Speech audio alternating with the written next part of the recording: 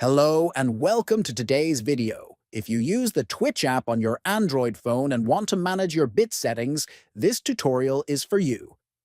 In this video, I'll show you exactly how to turn off or on bits in a few simple and clear steps.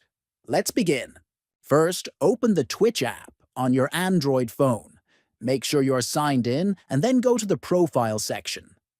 Next, scroll down and tap on Account Settings. In the Account Settings menu, tap on Stream Manager.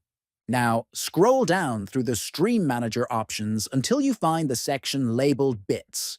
Finally, toggle the switch to off or on bits, according to your preference. The change will take effect immediately. And that's how you can turn bits off or on in the Twitch app for Android. Thanks for watching. If this video helped you, consider liking, subscribing, and checking out more tutorials.